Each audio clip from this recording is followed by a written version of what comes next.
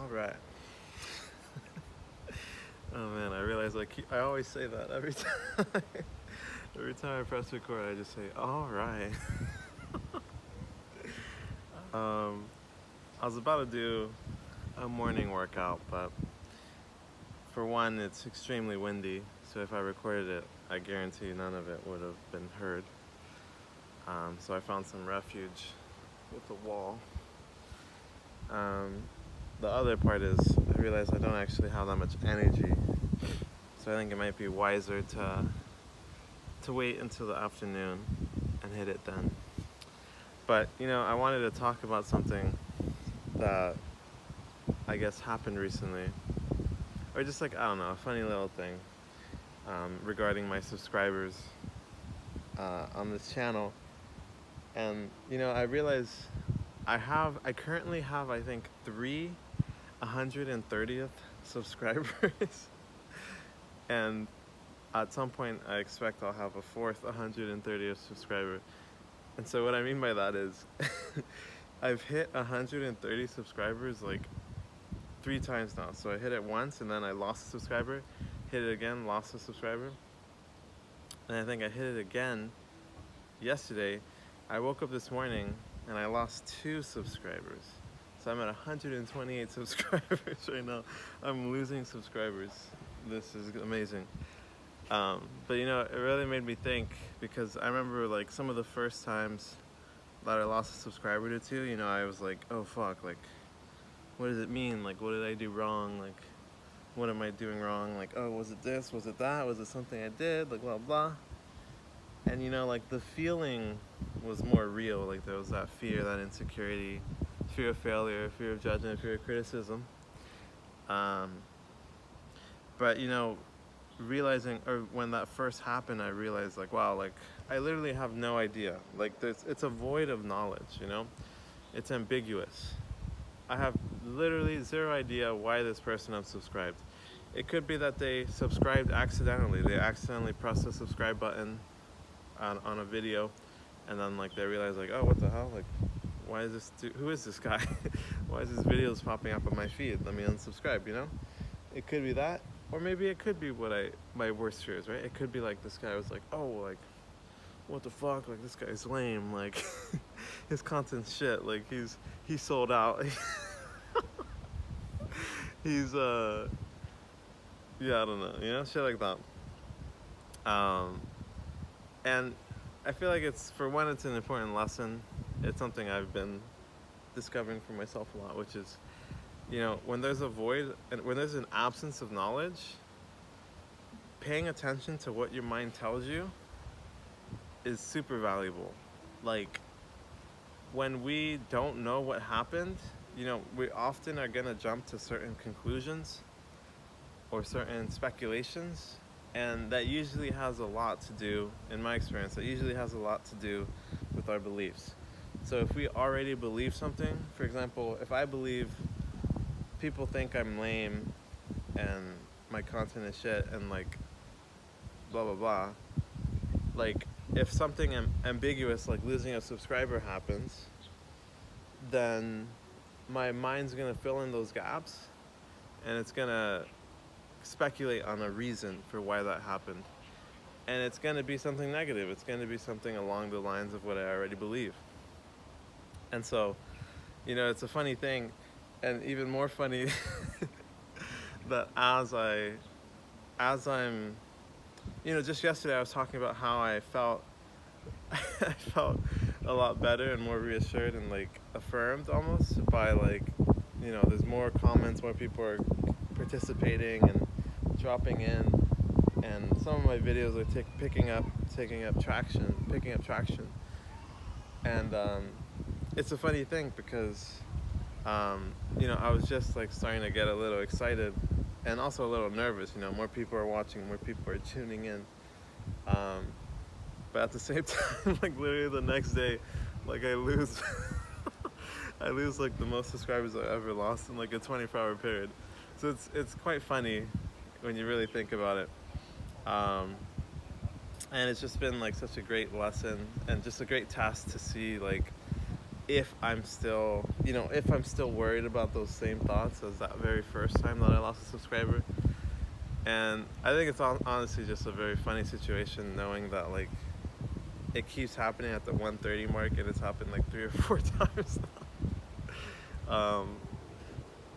And so yeah, you know, I remember someone said that they're a new subscriber, and I remember thinking like, oh, this is my 130th subscriber, but now there's 3 or 4 of you, maybe more. Who knows what'll happen in the coming days? But yeah, I guess I just wanted to check in about that situation.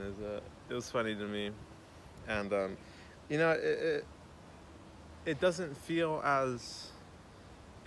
personal anymore, which is good. I mean, that's what I want. That's what I would expect of myself and hope for myself. It's okay if it feels personal, but I want to get to a point where I believe that it's not personal. I know it's not personal, which I think I do. It's just a matter of catching up my mind and my, I guess, you know, my past traumas or negative experiences, whatever you might want to call it. Just kind of catch it up to speed with what like I'm consciously deciding and trying to put out there, if that makes sense. And yeah, you know, like I feel very lighthearted about it, and honestly, like I kind of expected it. I have no idea why they left, you know. And I think, you know, it could just be a lot of people subscribed to me for my most like popular video at this point in time, which was my travel vlog in Malaysia. So I'm sure a lot of it is probably people realizing like, wait, what the heck? Like, who is this guy? like this is not travel vlogs. And they unsubscribe. That's kind of my theory. But you never really know. And almost always it's not as negative and as like black and white, as intense as what our mind makes it out to be. And at the same time, I feel really good about my content and where I'm heading. And you know, it's basically a reflection of me and where I'm heading as a person, and I'm really enjoying where I'm heading as a person, and how I'm finding myself again, and just being more lighthearted, being more confident, just in my own lane, not worried about what others are thinking of me, and not comparing myself anymore to others' paths, you know, just trusting myself, trusting my own path. And you know, I expect that, you know, sometimes I felt in the past that like, you know, people get jealous sometimes too, and people don't like, I mean, that's why like it's always the successful people who have a bunch of haters. Like, people hate seeing people succeed. Misery loves company. And you know, my mind was telling me like, oh, like you're such an egotistical, like blah blah blah, like you're not successful, blah blah blah. And it's like, yeah, maybe I'm not, but fuck it. I do trust that one day I'll, you know, I'm just gonna continue my journey and be myself and do what I like. And I feel like the people that do stick around are the people that resonate with me as a person, and who are gonna be loyal and like enjoy like whatever I do. They're just, I guess my hope is that the people that stick around are the ones that are invested in me in a way. Like, you know, I don't know, that might sound a little weird. But yeah, I'd rather have people that are loyal and accepting and like, I guess, I don't know, open-minded, and just kind of seeing what the journey is for me. Like, that's kind of what I hope my subscribers are, you know, and less so people that are just here to like watch like one video or just find me from something that got popular and aren't interested in me as a person, you know. I'd rather have a smaller, loyal fan base than a huge fan base that's kind of just surface level. And so, you know, I think that's kind of the direction I'm heading in. I guess I want it to revolve around me as a person, and to have that freedom and flexibility to do whatever I want, as I want, and to not be afraid to shift, to try new things, and to shift content, and like just do a bunch of different shit. I guess, excuse me. I guess essentially I want it to be a channel about me, you know? My life, whatever I want to do. I don't want to ever be shackled by anything, really.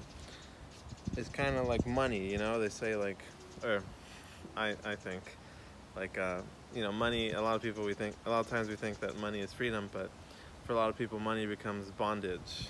Like, at first, of course, it's very freeing, like, up to a certain level. But there comes a certain point where if you have a lot of things, you have a lot of money, a lot of capital, you start worrying more about losing it, right? About losing your property, losing your nice car, like losing your job, all these things. And so I want to be liberated by my YouTube channel, not shackled by it. And I feel like I see a lot of people get shackled by it. They feel like they need to just do one type of content. They feel like they need to make multiple channels for each niche they do or each type of content they do. And, maybe that's like the most effective, efficient way to optimize like making revenue and shit. But, it'd be nice to make some money and just enough to get by off my channel. But I want to keep living frugally and have a low baseline and just be content with what I have, and not get to a point where I'm getting stressed about my channel. I mean, it's essentially there are people that get stressed about being successful, stressed about a lot of people watching or a lot of people not watching, right? When you attach to something, you open yourself to both sides of it. The happiness of a lot of people watching and the sadness of no one watching anymore. So, it's just a risk you gotta take. But I'm hoping that,